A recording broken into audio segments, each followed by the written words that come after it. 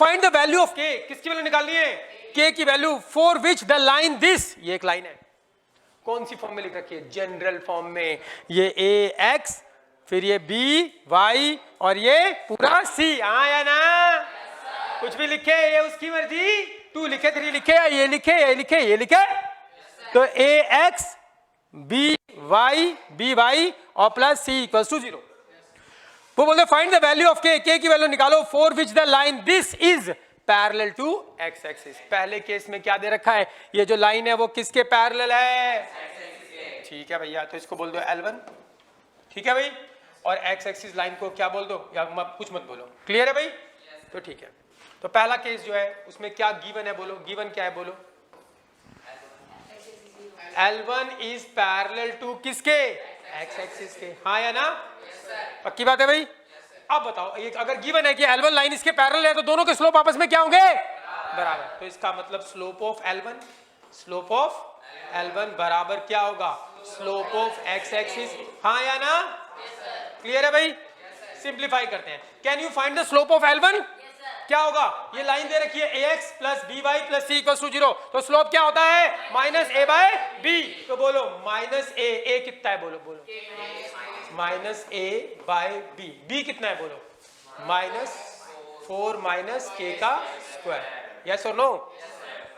तो slope of, यार क्या है यार, वो बोलता है ये जो लाइन है वो पैरेलल किसके है? एक्स एक्सिस के। तो हमको मालूम है अगर दो लाइनें पैरेलल होती हैं दोनों के स्लोप आपस में क्या होते हैं? बराबर। तो आपके पास गिवन है कि ये L1 parallel to x axis है, गिवन है, और हमको मालूम है दो लाइनें पैरेलल तो दोनों के स्लोप बराबर होंगे, स्लोप ऑफ L1 बराबर slope of x axis. Slope of L1 निकाल सकते हैं, बिल्कुल निकाल सकते हैं, minus a by B, general equation. तो माइनस ए कौन है? ये रहा। बी कौन है? माइनस का ये रहा, ये बी हो गया, minus A slope of L1 हो गया, इक्वल्स टू क्या होगा? Slope of x axis. Slope of x axis क्या होता है भाई? 0 होता है, हाँ या ना? ये माइनस माइनस कट गया, क्लियर है भाई? इसको क्रॉस मल्टीप्लाई कर दो इधर, इसको 0 से मल्टीप्लाई करोगे तो बोलो क्या आएगा? 0 से किसी को मल्टीप्लाई करते हैं तो क्या आता है? तो इसको 0 से मल्टीप्लाई करोगे पूरा 0 हो जाएगा, तो क्या आएगा? k माइनस 3, ये पूरा 0 हो गया बराबर 0, तो k बराबर कितना आ गया बता दो? क्या निकालना था? यही निकालना था। बात समझ में आ गई? ये हुआ पार्ट फर्स्ट। पार्ट सेकंड में क्या बोल रहा है? अच्छा बताओ, क्या गिवन है, बस ये बता दो।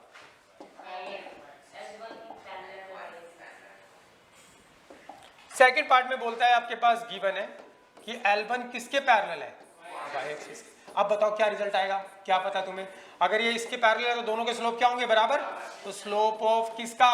L1 का बराबर क्या होगा? स्लोप ऑफ किसका? अरे हाँ अंबे, स्लोप ऑफ वाई एक्सिस निकाल दो। स्लोप ऑफ L1 का स्लोप वही minus a by b, minus a कितना है भैया? ये -3 बाय बी कितना है? माइनस का 4 माइनस के स्क्वायर, अरे हाँ या ना? Minus a by b. And slope of y axis क्या होता है? इन्फिनिटी। इस माइनस माइनस को काट दो। अब मैंने आपको इसको सिंप्लीफाई करना बताया था, इन्फिनिटी को इसके नीचे ले जाओ, इसको इधर ले जाओ, तो k माइनस 3 बाय क्या? इन्फिनिटी, और इसको इधर ले जाओ 4 माइनस के स्क्वायर, हाँ या ना? अब बताओ, ये भी मैंने आपको बताया था, अगर ऊपर चाहे कुछ भी हो, समथिंग, कोई भी फाइनाइट चीज, और नीचे क्या हो? इन्फिनिटी, बराबर क्या होता है? 0 होता है कि नहीं होता? होता है। ऊपर चाहे कुछ भी और नीचे क्या आ गया? इन्फिनिटी, तो आंसर क्या होता है? 0 होता है, हाँ या ना? पक्की बात है? ठीक है भाई। ऐसा क्यों होता है ये नहीं पूछोगे?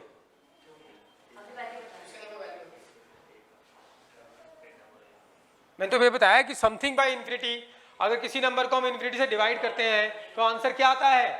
0 आता है। कैसे?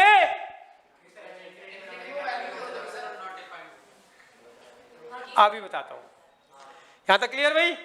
समथिंग बाय इन्फिनिटी क्या हो गया? 0। ये तो मैंने आपको रटवा दिया, होता है। क्यों होता है देख लो, अभी बताते हैं।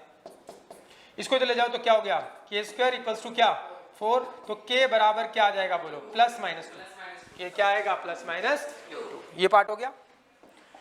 पहले अगला पार्ट कर लेते हैं, फिर बताते हैं आपको समथिंग बाय इन्फिनिटी 0 क्यों होता है। अगला पार्ट कर लेते हैं, पार्ट नंबर 3।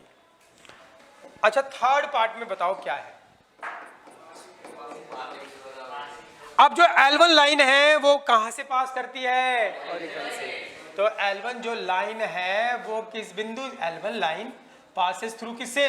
0 0। अब बता दो, अगर ये लाइन 0 0 से पास करती है, मतलब ये बिंदी इस लाइन के ऊपर है, तो ये बिंदी इस लाइन की इक्वेशन को क्या करेगी? अरे हाँ, पक्की बात है। तो L1 लाइन की इक्वेशन तो दे दी उसने मुझे। L1 लाइन की इक्वेशन, चलो मैं लिख देता हूँ, आपको दिक्कत नहीं हो। L1 लाइन की इक्वेशन क्या है? k minus 3x and minus 4 minus k square y, और क्या है plus k square minus 7k and plus 6 equals to 0। तो क्या बोलता है अगले केस में? बोलता है k की वैल्यू, तीनों केस में k की वैल्यू निकालनी है। इस केस में क्या बोलता है? Passing through the origin. किससे पास करती है? ओरिजिन से। ठीक है भाई, ठीक है। तो ये लाइन जो है ओरिजिन से पास करती है, मतलब ये 0 0 से पास करती है। 0 0 पॉइंट मतलब इसके ऊपर है। अगर कोई बिंदी किसी लाइन के ऊपर होती है तो उसको क्या करती है? सेटिस्फाई। अगर किसी लेडीज ने अपने माथे पे बिंदी लगा रखी तो उसको सेटिस्फाई कर रही होगी ना। ठीक है, तो पॉइंट कौन सा? 0 0 सेटिस्फाई L1। सेटिस्फाई किसको? L1 को। सेटिस्फाई करने का मतलब क्या होता है? x की जगह 0 और y की जगह 0। तो क्या आएगा? k माइनस 3 x की जगह रख दिया 0, माइनस 4 माइनस k का स्क्वायर y की जगह रख दिया 0 एंड प्लस, और तो x y कहीं लिखा नहीं है, x की जगह 0 y की जगह 0, बाकी सब ऐसा का ऐसा। तो k square minus 7k and plus 6 बराबर क्या? 0। सिंप्लीफाई करते हैं तो इसको 0 से मल्टीप्लाई करोगे तो क्या हो जाएगा? 0। इसको 0 से मल्टीप्लाई करोगे तो क्या हो जाएगा? 0। लिखने की जरूरत नहीं है 0। अरे ये 0 0 0 को तो हटा ही दो, एंड प्लस क्या आ गया? के स्क्वायर माइनस 7k प्लस 6 बराबर 0। 0 को हटा दो तो के स्क्वायर माइनस 7k प्लस 6 बराबर 0। इसके क्या बन जाएंगे बोलो? फैक्टर बन जाएंगे? यस बन जाएंगे।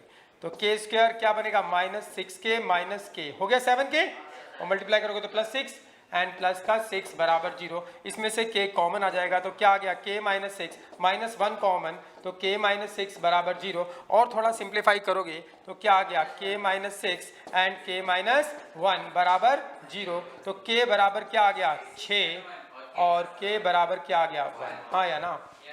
समझ में आ गई बात? तीनों पार्ट क्लियर है? अब बताओ, पहले ये लिखोगे फिर बताऊं समथिंग ऑन इन्फिनिटी 0 होता है, या पहले बता दूं समथिंग ऑन इन्फिनिटी 0 कैसे होता है? बता दें? चलो बता दें। भाई क्या? भाई समथिंग मतलब कोई भी finite number, something upon infinity equals to क्या? 0। ऐसा क्यों होता है? ठीक है, समथिंग में आप कुछ भी मान लो। मैंने बोल दिया समथिंग है 1। क्या है? 1। अच्छा बताना, अगर मैं 1 को 1 से डिवाइड करूंगा तो आंसर क्या आएगा? 1 को 1 से डिवाइड करूंगा तो आंसर क्या आएगा? 1 आएगा। बिल्कुल सही बोला, वेरी गुड। अच्छा 1 को अगर 2 से डिवाइड करूं तो 0.5। हाँ या ना? 1 को अगर 3 से डिवाइड करूं तो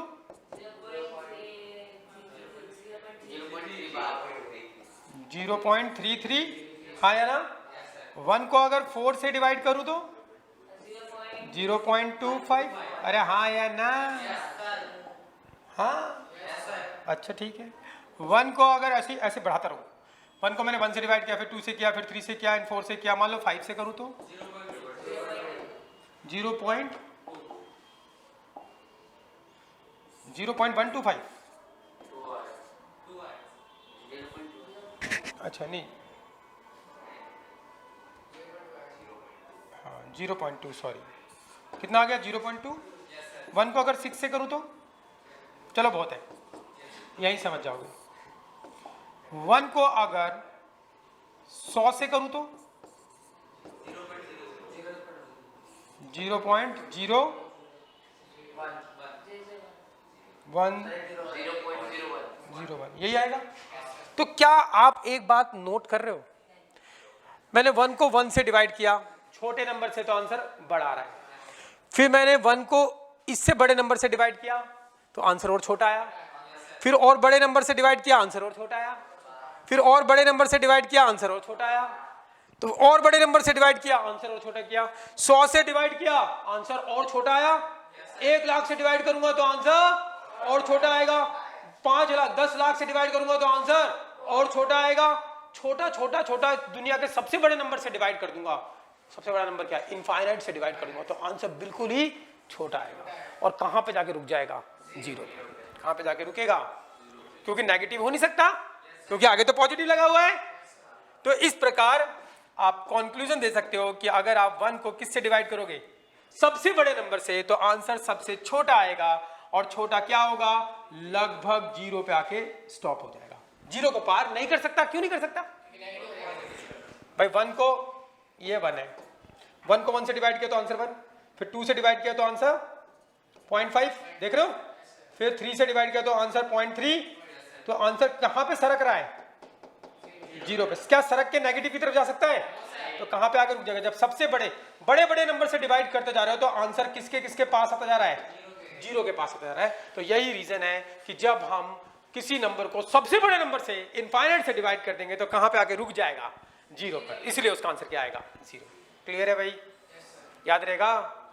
पक्की बात है। इसीलिए समथिंग बाय इन्फिनिटी क्या होता है? ऊपर चाहे कुछ भी हो, 1 हो, चाहे 2 को डिवाइड कर लो, चाहे 5 को डिवाइड कर लो, किसी को भी दुनिया के सबसे बड़े नंबर डिवाइड करोगे तो आंसर कहां पे रुकेगा? जीरो पर। इसीलिए जीरो होता है।